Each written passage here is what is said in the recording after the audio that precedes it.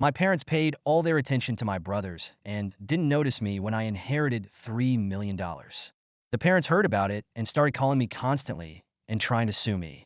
I grew up in a family that never quite felt like home. When my mom remarried, everything changed and not for the better. My stepfather John was a tough man, the kind of guy who believed in old school discipline and had no problem letting everyone know it. He came into my life when I was 10, and I quickly learned that I wasn't his priority. His biological son Ryan from a previous marriage moved in with us not long after, and that's when things went from bad to worse. Ryan was everything I wasn't: outgoing, athletic, and the golden child in John's eyes. My mom, who used to have all the time in the world for me, suddenly became obsessed with keeping John happy. I noticed how she would laugh at his jokes, even the ones that made me uncomfortable, and how she would quickly defend him if I ever hinted that I wasn't okay with the way things were.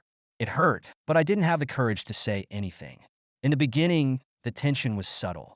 Ryan would take my things without asking, but when I tried to get them back, I was the one who got in trouble. John had this way of turning everything around, making it seem like I was being selfish or overreacting.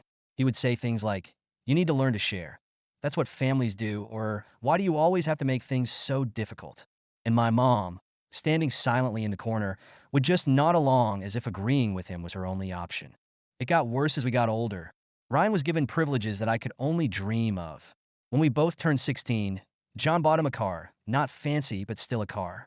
Well, I was told to save up for my own if I wanted one. "Life isn't fair," John would say whenever I asked why things were different for Ryan. If I ever complained too loudly, I was accused of being ungrateful. They would remind me how lucky I was to have a roof over my head and food on the table. The irony was I didn't feel lucky at all. One day, something snapped. I'd come home from school to find that Ryan had once again gone through my room, taking a bunch of my stuff, clothes, books, even a few of my school supplies. When I confronted him, things got heated. We ended up yelling at each other, which, of course, brought John into the room. He sided with Ryan without even asking what happened. "You're always starting problems," he said, glaring at me like I was some kind of burden. "If you can't live under my rules, maybe you don't belong here." That night, as I lay in bed staring up at the ceiling, I thought about what he said. Maybe I really didn't belong there. The idea of leaving had crossed my mind before, but it always seemed impossible. Where would I go? What would I do? But now it didn't seem so crazy. I didn't belong in that house. Not with them. For the next few months, the tension only got worse. John became more critical, and my mom seemed to grow more distant. Every day felt like walking on eggshells. The smallest mistake, like forgetting to take out the trash or not cleaning up fast enough after dinner, would result in lectures that seemed to last forever. I could feel the resentment building inside me, but I wasn't sure how to act on it. One day, after yet another argument where John blamed me for something I didn't even do, I made up my mind. I was done. I couldn't keep living like this. The constant belittling, the favoritism, the feeling that I was never good enough. It had to end. I started looking for a way out. At first, it was just a dream. I'd scroll through apartment listings online, imagining what it would be like to have my own place where no one could tell me what to do or make me feel like I didn't matter. I even started saving money for my part-time job at the local grocery store. Every dollar put away felt like a small step towards freedom. Then one afternoon, I stumbled upon an apartment that was actually within my budget. It wasn't much, just a small studio on the edge of town, but it was enough. I filled out the application that night, heart racing the whole time. A week later, I got the call. I had been approved. Telling my mom was the hardest part. I waited until John and Ryan were out of the house, hoping that maybe if it was just the two of us, she would understand. But as soon as I told her I was moving out, the look on her face said it all. She wasn't happy. "You're leaving?" she asked, like the thought had never even occurred to her. "Where are you going to go? How are you going to afford it?" I tried to explain that I had been saving up and that I had already found a place, but she didn't want to hear it. She kept saying things like, "You're making a mistake," and "This is just going to upset John." And there it was, the real reason she was upset. She didn't care about me. She cared about how it would affect her life, her marriage. When John found out, he didn't even try to hide his anger. "So you think you're too good for us?" he sneered. "Go ahead then. Let's see how long you last out there on your own." I left 2 weeks later on a rainy Saturday morning. No one came to see me off. I packed up everything I owned into a couple of garbage bags and an old duffel, loaded it into my car, the one I had finally managed to buy on my own, and drove away without looking back. The first few months in my new place were surreal. For the first time in my life, I didn't have to answer to anyone, No more John, no more Ryan, no more constantly feeling like I was in the way. I could come and go as I pleased, eat what I wanted, and just be myself without fear of judgment. It was liberating, but it was also terrifying. I hadn't realized how much I had come to rely on the structure of my old life, even if it had been toxic. Now everything was up to me. Rent, groceries, bills, it all fell on my shoulders. There were days when I wasn't sure if I had made the right choice. I missed having someone to talk to, even if it was just to complain. But I reminded myself that I was better off alone than stuck in that house where I was constantly made to feel small. I threw myself into work, picking up extra shifts whenever I could. The apartment wasn't much, but it was mine, and I was determined to keep it. Slowly, I started building a new life. I made friends at work, started going out more, and for the first time in years, I felt like I was in control of my own happiness. But even as things were getting better, the scars from my old life lingered. I catch myself flinching whenever someone raised their voice, expecting to be blamed for something that wasn't my fault. It was hard to shake the feeling that I wasn't good enough, that I didn't deserve the peace I had found. One night, while I was sitting on my small couch eating takeout and scrolling through my phone, I saw a message from my mom. "Can we talk?" I hadn't heard from her since I left.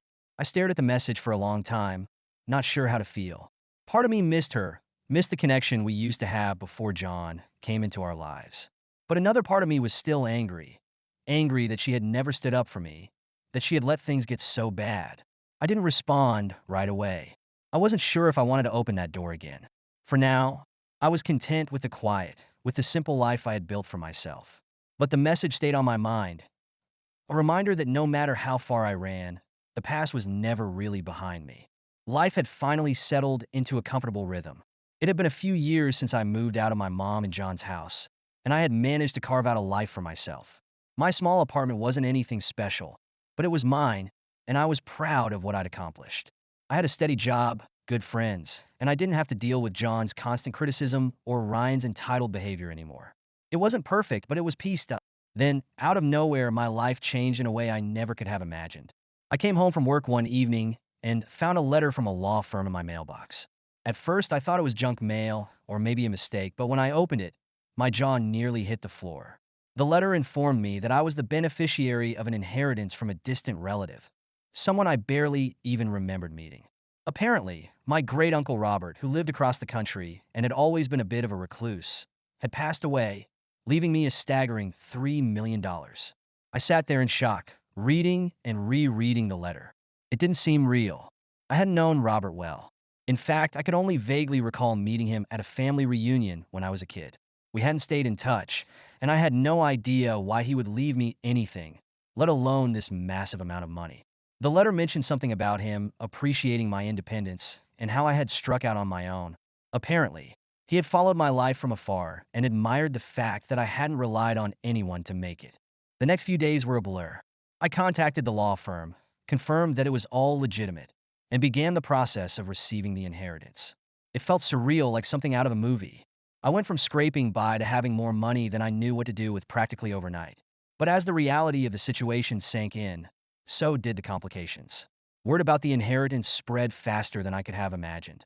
I hadn't even told many people, just a couple of close friends, but somehow it reached my family.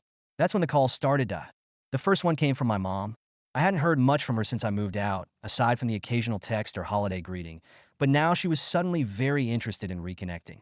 She called me one evening, her voice all sweetness and concern, asking how I was doing, telling me how much she missed me. I could tell something was off. My mom wasn't exactly the type to reach out like this unless she wanted something. After a few minutes of small talk, she finally brought it up. "I heard about Uncle Robert's inheritance," she said, her tone casual, but I could sense the weight behind her words. "Yeah," I replied, not really sure how to respond. "That's such a blessing," she continued. I waited. I knew there was more coming. Things have been a little tight for John and me lately. John's been out of work for a few months, and with the bills piling up, well, I was just thinking maybe you could help us out a little. There it was. I knew it was coming, but hearing it still stung. I hadn't spoken to John or Ryan in years, and now they wanted my money. I tried to explain that I wasn't even sure what I was going to do with the money yet, that I needed time to figure things out, but my mom wouldn't let it go. She started laying on the guilt, telling me how much they had sacrificed for me, how they had always been there for me when I needed them, which was a stretch to say the least. When I didn't give in right away, she got defensive. "You're being selfish," she snapped. You have more money than you could ever need, and we're struggling just to get by. Don't you think you owe us something after everything we've done for you?" I didn't know how to respond. I wasn't heartless, and part of me wanted to help, but I couldn't shake the feeling that they didn't really care about me, just my money. After a few minutes of back and forth, I told her I needed time to think about it, and hung up. That was just the beginning. Over the next few days, the calls kept coming. My stepfather John called, sounding gruff and irritated, like he didn't even want to ask but felt entitled to it anyway. We could really use some help with the mortgage," he grumbled. "It's the least you could do after everything we did for you." Growing up, Ryan reached out too. I hadn't spoken to him in years, but now he was suddenly trying to act like we were best friends. "Hey man," he said, his voice dripping with fake friendliness. "I heard about your big windfall. That's awesome. I've been thinking about starting a business, and with just a little help from you, I could really get it off the ground." It was like the floodgates had opened. Relatives I hadn't heard from in years came out of the woodwork, all with some sob story about why they needed my help. Cousins, aunts, uncles, even people I barely knew were suddenly calling me, asking for a piece of the pie. At first, I tried to be polite, to explain that I wasn't making any decisions yet, but it didn't take long for the requests to turn into demands. People who had never cared about me before were now treating me like I was some kind of walking ATM. It was overwhelming, and I started to feel like I was being suffocated by the pressure. Then, things took an even uglier turn. One night, I got a call from my cousin Jess. She and I had never been close. We were always too different. She was the party girl, always getting into trouble, while I was the one who kept my head down and worked hard. Still, I was surprised when she called, sounding frantic and desperate. "I need your help," she said, her voice shaking. "I'm in trouble." I hesitated. "What kind of trouble?" "I owe some people money," she admitted. "Bad people. If I don't pay them back soon, they're going to... I don't know what they're going to do." I could hear the fear in her voice, and for a moment, I felt a pang of sympathy. But then I remembered all the other calls, all the other people who had tried to manipulate me, and I couldn't help but wonder if this was just another scam to get my money. "I'm sorry, Jess," I said, "but I can't just give you money like that." She started crying, begging me to help her. She told me that I was her last hope, that if I didn't give her the money, something terrible would happen to her. I felt torn, but I had learned my lesson by now. People would say anything to get what they wanted, and I couldn't trust anyone, not even family. When I didn't give in, just got angry. She started screaming at me, calling me selfish and heartless. "You think you're better than the rest of us now, don't you?" she yelled. "You think just because you got lucky with this inheritance, you don't need your family anymore." I hung up, shaking. I hadn't expected things to get this bad. It was one thing for my mom, John, and Ryan to ask for money. I had half expected that, but for Jess to call with threats, it was too much. I started to isolate myself, not answering calls, ignoring texts. I didn't want to deal with the constant barrage of requests and emotional manipulation. But even when I shut them out, the guilt lingered. I felt like I was being torn into two.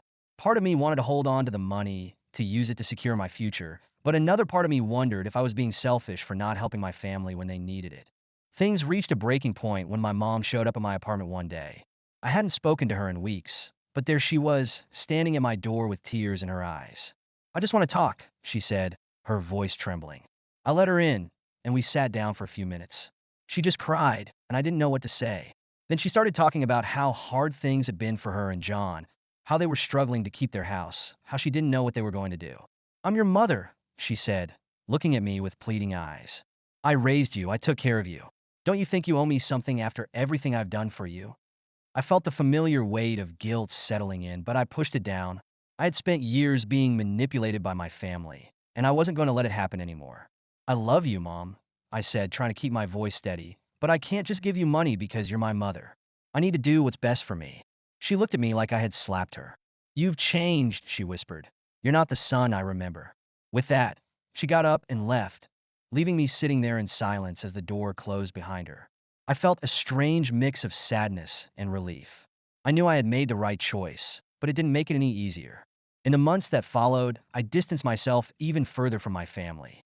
The calls eventually stopped, and the constant demands faded away, but the scars remained. I had learned a hard lesson about trust, about how quickly people could turn on you when money was involved. The inheritance had given me freedom, but it had also cost me something I hadn't expected: my family. After my mother walked out of my apartment, things went quiet for a while.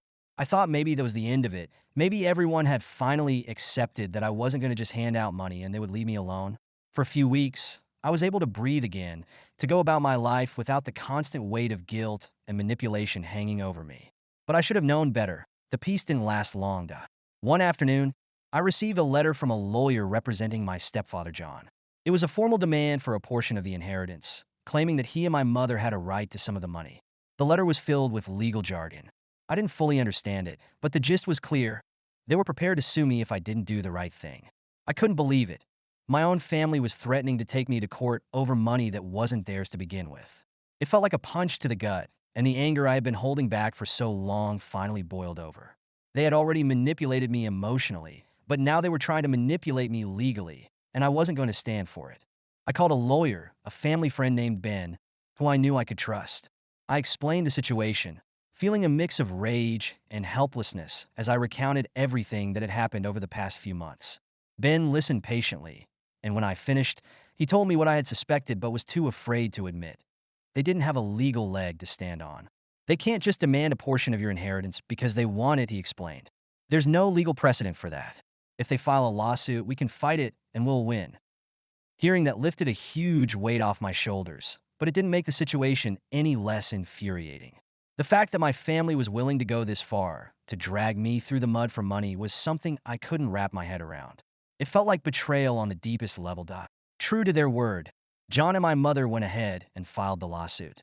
They claimed that since they had supported me during my upbringing, they were entitled to some of the inheritance. It was laughable. I had left their house at 18 and never looked back, paying my own way ever since. But that didn't stop them from trying to spin the narrative in their favor. The lawsuit dragged on for months.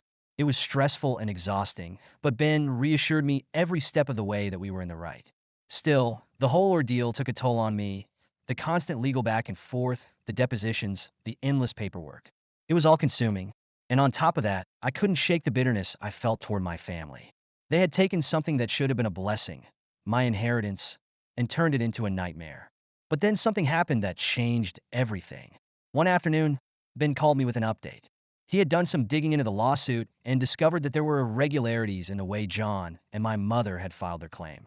In fact, it turned out that their entire case was based on fraudulent documents. They had falsified records, trying to make it look like I owed them money for financial support I had never received. When Ben told me this, I couldn't believe it. I had known my family was manipulative, but I hadn't realized they were willing to go this far. Ben immediately filed a counterclaim, accusing them of attempting to defraud me. When the judge reviewed the evidence, the lawsuit was thrown out, and John and my mother were hit with hefty legal fines for their fraudulent actions. I couldn't believe it. After months of stress and fear, it was finally over. Not only had I won, but they were the ones being punished for their dishonesty. The relief I felt was indescribable. It was like a huge weight had been lifted off my chest. I had spent so long feeling guilty, questioning whether I was doing the right thing by keeping the inheritance to myself, but now I knew without a doubt that I had been right all along. But as much as I wanted to feel triumphant, I couldn't shake the sadness that came with it. My relationship with my mother, my stepfather, and the rest of my family was shattered beyond repair. There was no going back from this. The trust was gone, and I had no intention of ever letting them back into my life. After the lawsuit was over, I decided to focus on rebuilding my life. I realized that I had spent so much time worrying about my family's demands in the legal battle that I hadn't allowed myself to really live. I had been in survival mode for too long, and now it was time to start thriving. One of the first things I did was reach out to my younger half-brother Josh. Josh was the son of my mom and John, and for a long time, we hadn't been particularly close. He had always been caught in the middle of the family drama, and I hadn't really known how to connect with him. But something about the lawsuit made me realize that I didn't want to lose every connection to my family. Josh and I started talking more, and I was surprised at how much we had in common. He had always been quieter, more introverted, and I realized that in a lot of ways, he had been just as overlooked in the family as I had. He told me about how John had always favored Ryan, and how he had felt like he never really fit in. It was like hearing my own story, but from a different perspective. We started meeting up for coffee, talking about life, and slowly rebuilding our relationship. It wasn't easy. There was a lot of hurt on both sides, but I found that Josh was someone I could trust. He hadn't been involved in the lawsuit or the family's manipulation, and for that, I was grateful. Over time, he became a true friend, not just a half-brother I barely knew. In addition to reconnecting with Josh, I found support in places I hadn't expected. My friends who had stood by me through the legal battle became my family in a way that my blood relatives never could. I leaned on them more than ever, realizing that family isn't just about who you're related to, it's about who shows up for you when things get tough. One of my closest friends during this time was Emily, a coworker. I had known her for a few years. We had always gotten along, but after everything that happened, we grew even closer. Emily was there for me when I needed someone to talk to, when the stress of the lawsuit became too much to handle. She was a constant source of support, and over time, I realized that I had developed feelings for her. At first, I was hesitant to act on those feelings. I had been through so much, and the idea of starting a relationship felt overwhelming. But Emily was patient and understanding, and eventually, I found the courage to take the leap. We started dating, and for the first time in a long time, I felt like things were starting to fall into place. With the lawsuit behind me, my relationship with Josh growing stronger, and Emily by my side, I began to rebuild my life. I finally felt like I was in control again, like the chaos that had consumed my life for so long was starting to fade. Of course, it wasn't all smooth sailing. There were still moments of doubt, moments where the scars from the past threatened to pull me back into old patterns of guilt and anxiety. But I had learned something important. I didn't have to let my family's manipulation define me. I had the power to choose my own path, to surround myself with people who truly cared about me. In the end, the inheritance wasn't about the money. It was about learning to stand up for myself, to set boundaries, and to recognize my own worth. It had been a hard road, filled with more conflict and betrayal than I had ever expected, but it had also led me to the people who truly mattered: Josh, Emily, and my friends who had been there through it all. Life after the lawsuit wasn't perfect, but it was mine, and for the first time in a long time, that was enough. After the legal battle ended and my life regained a sense of normalcy, I settled into my new routine. My relationship with Josh continued to grow, and Emily and I became inseparable. For the first time in my life, I felt truly supported and understood by those around me. But just as I thought I had left the chaos behind, life had one more twist in store. One day, out of the blue, I received a message from a woman named Rebecca, claiming to be my half-sister. At first, I dismissed it as some kind of scam, but then she sent me a photo of an old letter that my father, the man I had never met, had written before he disappeared from my life when I was a baby. In the letter, he mentioned both me and her by name. I was stunned. I had no idea my father had another child, let alone that I had a half-sister living just a few states away. She explained that she had been looking for me for years and had only recently tracked me down. Her story was compelling, and something in my gut told me it was true. Curiosity got the better of me, and I agreed to meet her. When we finally sat down face to face, it was like looking into a mirror of a life I could have had. Rebecca had grown up without knowing our father too, but she had pieced together fragments of his past, fragments I had never known existed. We talked for hours, exchanging stories, trying to make sense of the puzzle of our shared family history. It was strange, almost surreal, to learn that while I had been struggling with my own family drama, there had been this whole other part of my family out there living their own lives. As we got to know each other, Rebecca revealed something even more shocking. Our father had also left her a sizable inheritance, one that had been in limbo because she hadn't been able to locate me as the co-beneficiary. I thought I was done with surprises, but there it was, another inheritance, this time tied to the man I never knew. Only this time, it wasn't about the money.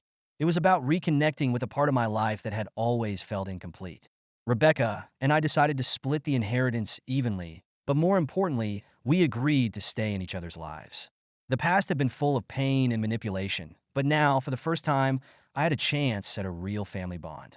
As the years went on, I found peace in knowing that family doesn't have to be defined by blood or obligation.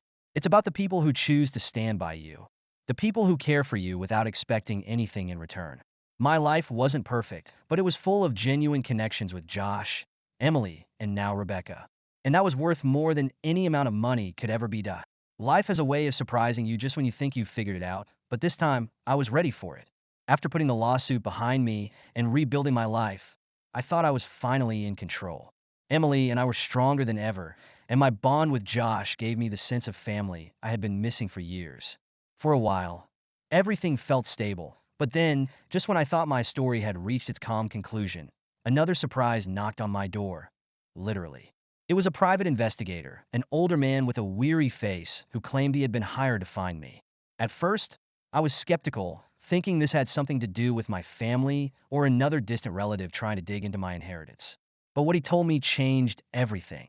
Apparently, during the lawsuit, John had dug deep into my background, hiring this investigator to find anything he could use against me. But in the process, the investigator discovered something else, something John hadn't even known.